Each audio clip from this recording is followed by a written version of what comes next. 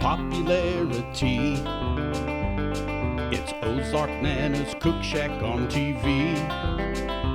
She got barbecues, awesome stews, desserts all the day. Just stay tuned, now don't you go away. Here's Ozark Nana's recipe today. Hi everybody, Elaine, Ozark Nana here, and today we're making a special recipe at the mountain. Remember last year we had a dessert contest, and the winner is Gayl Falconer, and she is here to help make her recipe for us. Now, Gayl, you've come all the way from Collinsville. Yep. Over here. Oklahoma. One of the things that she won was a couple of nights to stay here on the mountain in one of the cabins. So she's been staying in a cabin, and she's been helping us all week long. And today is the day we make her recipe. Okay. So we're going to get started here. We put our gloves on. What are we making first, Gayl? We're making vanilla meringue bread pudding. We have to make a meringue, and we have to make a hard sauce, and then we have to make a bread pudding. All right. Well, guys, it looks like we're in for a fun adventure here. So let's get started. Okay, so now we're going to make the bread pudding, and the first step is going to be to put the bread in. Just cube it up, and then we're going to add in raisins, but it says 2 cups of raisins, but that's a lot of raisins, and some people don't like raisins, so what I do is I just put raisins on one end of it, so half part of it, right? Yeah, half of it has raisins and half of it doesn't. So now what we're going to do is I've got some milk over here on the stove, and we're making it a parboil. It's where you do it to where it heats up, but it doesn't boil. While that is starting to parboil, we're going to go ahead and separate these eggs. And I've already got some of the egg yolks in here, but we're going to separate the egg yolks and the whites. And we want to put it in one bowl, so if in case the egg breaks, we don't want to get any yolk into the whites because it won't work well with the meringue. So, and we're going to set these whites aside to make the meringue later on. So we're going to take this egg. Boy, these are thick eggs. We have good chickens out here. So we're going to put this in here, and we take this and we mix it up, and it's got such a pretty color because these are fresh eggs. And then we're going to add in 1 1/3 cup of sugar. So we're going to add that in, and then you do 6 tablespoons of vanilla. And we're just going to mix these in. Okay, so now we've got the parboiled milk, and what we're going to do is bring it over, and it's hot, so we don't want to pour that in there. So I'm going to temper these in, and so I'm going to take a small amount. It's not as hard to temper this because it's already got the sugar in it, and it's also not totally boiled. It's parboiled, so it's not quite as hot. So you want to just keep pouring in this, but you don't want scrambled eggs. It's looking good. I think we can go ahead and pour this in now. So we're going to just pour that over it.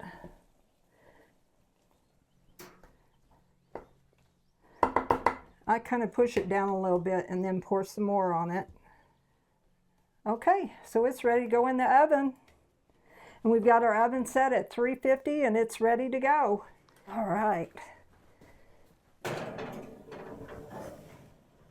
Okay, so we're going to set our timer for 45 minutes and come back, and we're going to make the meringue and the hard sauce while this is cooking. All right. I'm ready. Now we're going to make the meringue.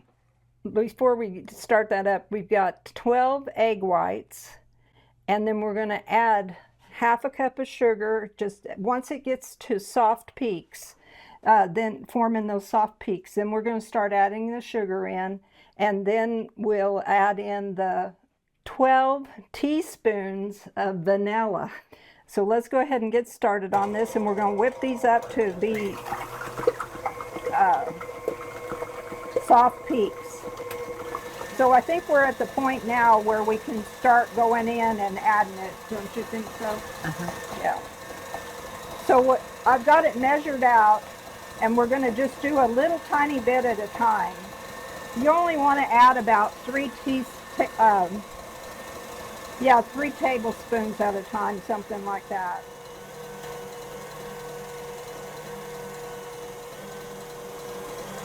We want that sugar to get all incorporated in there and dissolved in it. And there you go. We're through on that one. Now we want to have firm peaks formed to where we'll show you what it looks like whenever it's a firm peak. So now we're going to add in 12 teaspoons of vanilla, and so you want to do them a little bit at a time. I'm going to turn this up. I'm going to stop it here and mix it a little bit. I think that's it. It looks pretty incorporated. Looks pretty good. Okay, so now what we're going to do is we've made our bread pudding. I'm going to get it. We've let this bread pudding cool to where it's nice and cool. You don't want to put meringue on a hot bread pudding because then it'll break the eggs and stuff. So all we need to do is just go in and you just spread it out. I'm going to put a little bit more. Didn't want to use it all. You want to take it all the way to the edge so it kind of seals it up against the edge of the pan. Okay, I'm going to put a little bit more down in this end because I'm seeing bread. So we don't want to see the bread. We want it to be totally covered with the pudding. I mean with the meringue. Okay, now to make peaks, all you have to do is just do this and it'll make little peaks all over it. You don't have to do this part, but it just makes it pretty. Okay, so now we're going to put it in the oven. Is that broiler ready? It's ready. Okay. Now we're going to go ahead and put it in the oven and on the broiler, because we don't want to keep it in there very long because it can burn. So we want to keep a real sharp eye on it. Yeah, I usually go in and I'll do it one way and then I'll turn it so that it'll get browned on all the sides. Yeah. And the rack is a few inches down from it, probably about 6 inches down. Yeah. So if it was up higher, you'd really have to watch it. The closer you have it to the flame. Ooh, it's starting to do it. We're going to turn it because we don't want it burnt. Okay. It could be a little bit browner on each end, but I think it's fine. You want to put it over here? Sure. So it's got a beautiful brown on it now. That's gorgeous. So we didn't burn it. It's a little light on the edges, but I'd rather have it light than burnt. We're going to make a hard sauce. First off, we need to melt some butter. Okay. So I have 6 tablespoons of butter, and I'm going to go ahead and melt that down. We have 2 1/4 cup of powdered sugar, and we're going to add that into the melted butter. So we're going to take this over to the melted butter, and we're going to put in the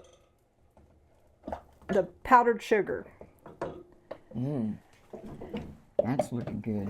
And then we're going to take the half and half, and we need 2 1/4 cups of half and half. And we just pour that in there. So I want to incorporate some of this powdered sugar into the butter and the Yeah. the half and Just half. Mix it in good, yeah. And so I'm going to go ahead and start whisking it now so that I can get the rest it of that smooth, in yeah. there.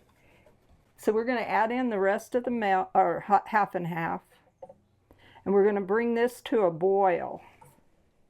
You know what? We need to put brown sugar in it also. Okay. So we're going to put 2 tablespoons of brown sugar.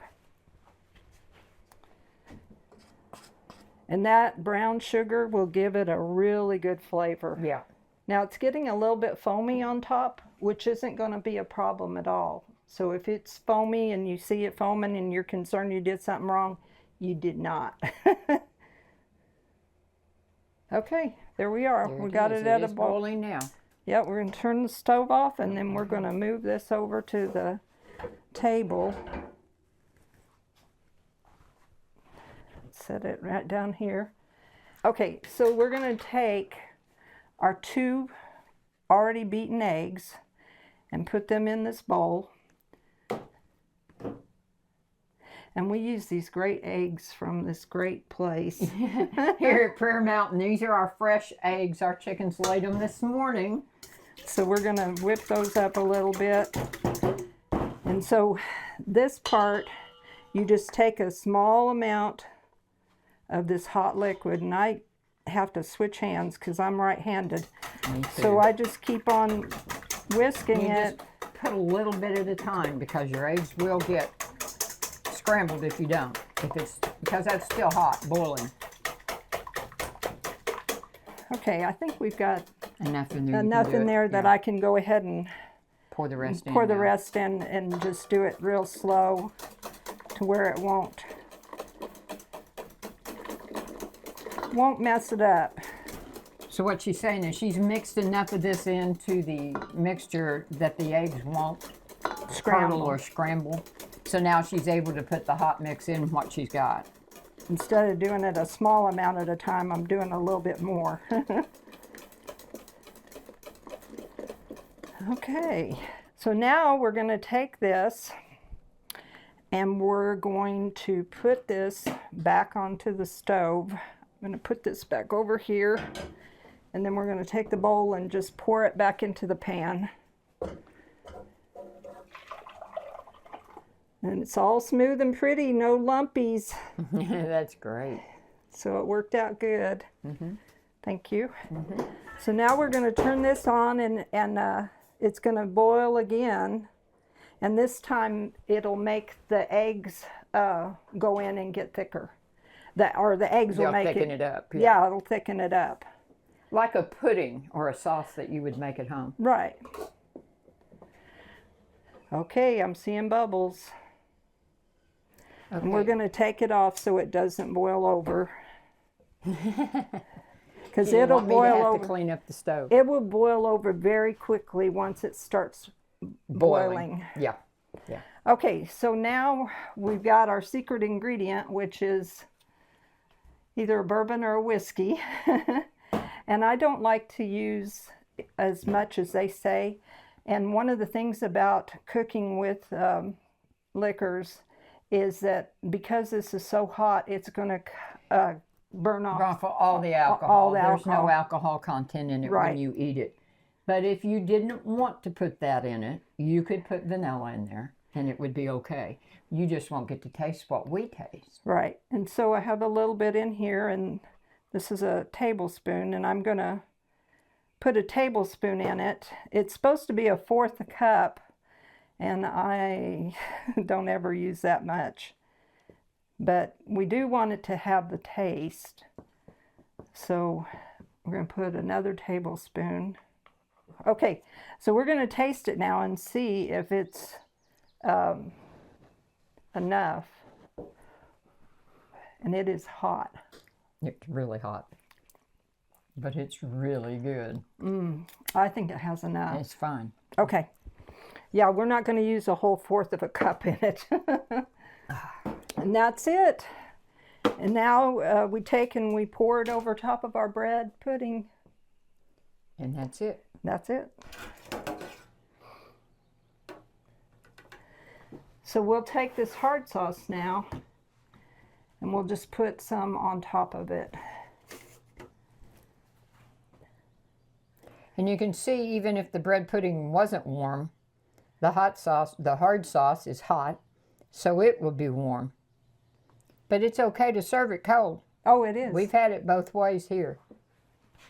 Okay, well, so now let's take it outside and sit down and have this. Oh, okay. All right, we're going to go out here and try this out. This looks so good. I can hardly wait to taste it. Me too. So let's sit down here and have a little break now that we've been working all morning. Sounds good to me. We've got all of the fixings. We can have as much as we want. Ooh, and there's nobody around to say no. Okay, so let's taste this puppy. All right.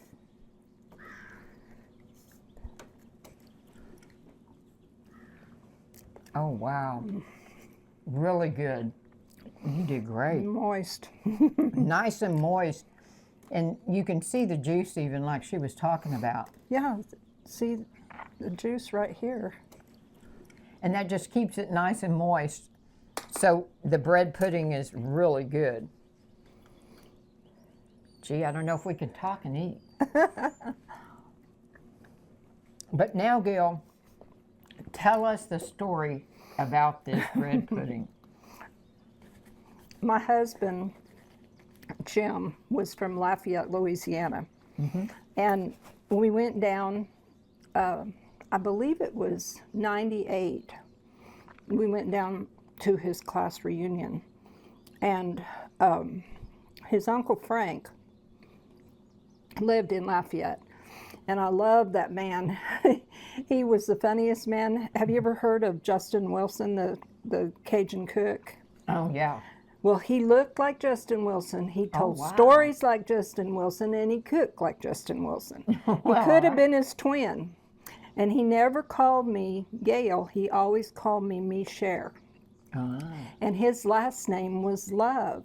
Oh. And so, anyhow, it was, they had just built a new Cracker Barrel restaurant in Lafayette. Mm-hmm. And so my husband said, Uncle Frank, we're going to take you out to go have some breakfast at Cracker Barrel since you never have eaten there. And so we took him and his wife Shirley, and we went to the Cracker Barrel and had breakfast. And then we got in the car and we were driving down, and he was showing me, oh, this is where I rode bikes and did different things, kind of reminiscent. And all of a sudden, Uncle Frank goes, Jimmy, it's oyster season.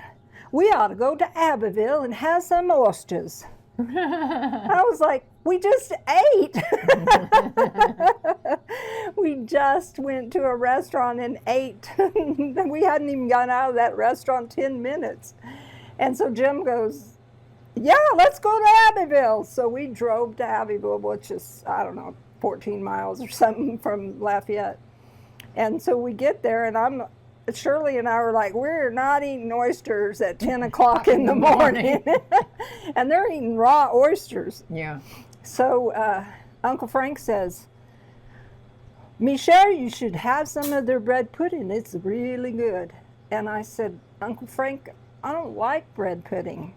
I just never have liked it. And he said, well, try this. And he said, but I have a recipe that's the best vanilla meringue bread pudding you ever flapped your lip over. And he said, I'll send you the recipe. So I tried the restaurant's bread pudding. I didn't care for it. Right. So we get back home, and in a few weeks, his recipe showed up. Oh. So my bread pudding was sent from Love. Oh, that's cool. His last name is Love. Yeah. Right? That's awesome. I like that. Well, So- it certainly is good, and it would make anybody that you served it to think you loved them enough to care. So we call it Uncle Frank's vanilla meringue bread pudding, but it actually, I think it is actually called old-fashioned vanilla meringue bread pudding. So, and it's pretty well known down in Louisiana. I took it to a gumbo cook-off one time that my husband was having with another Cajun in town. And I got out of the car carrying this pudding, and he said, the other Cajun was, oh golly, over 100 foot from me, and he goes, "Is that a vanilla meringue bread pudding? I can smell it from here." I take it they like their bread Oh, pudding. they like this stuff. It has so much vanilla in it. When we had that big event at the church where we were doing a fundraiser for the food pantry, I had to make 4 great big ones, and I couldn't make them all in one day, and because it was a lot of work. Yeah. And so I made them ahead of time in the big trays, and I put them in the freezer without the meringue. I just made the bread pudding. I didn't even make the hard sauce. I just put them in the freezer, and then on the day that I was ready to take them over, I took them out and let them defrost, and then I made the meringue and put on top of them and the hard sauce and took it over. Oh, So it works that makes really it really well that way. Yeah, so it gives you time to. So if you have an event at your church and you need to make more than one, you can do that. Put it in the freezer and pull it back out and do it, and not have to take so much time the day of the event. Right. That makes it better. Yeah. And that works for us out here because we always serve a lot of people, and that way we can make a lot at one time and have it ready for us to serve. I believe this will freeze up good too, because the alcohol's not going to affect it at all. And you just defrost it, and the only thing you can't really freeze is the meringue. Right, yeah. Even if you had it already completed with the meringue, you could take the meringue off before you put it in the freezer and then freeze it. Then on the day you're going to use it, make a new meringue. Correct. So, yes, that's a possibility. Well, Gayl, I want to tell you, I have had the best week this week. We've enjoyed having you here on the mountain. We're so glad you came, and we're so glad you shared this recipe with us. We have a contest going on from April 1st this year to April 1st of next year. So send us your dessert recipe. Maybe you'll be the one in the chair next to me next year. And we would love to have you go and follow us on our website. This video will be out before too long, and you'll get to see it all over again. And they have gone in and treated me like royalty. I've been so blessed by y'all. And I thought I was just getting a couple of nights stay at the cabin and then get to come and cook with you, but they've given me shirts and hats and aprons and all kinds of things. All kinds of things. You mugs, can't believe don't it. Forget our mugs. Yeah, mugs, a bag full of stuff. Wonderful things. So I've been so blessed. Thank you so much. You're so welcome. You all have a great week, and come see us at Prayer Mountain. We have lunch every Wednesday, and if you happen to be in Branson area on a third Saturday, we do outreach at the laundromat in Hollister. We'd love to have you come join us. Everybody have a great week. Bye.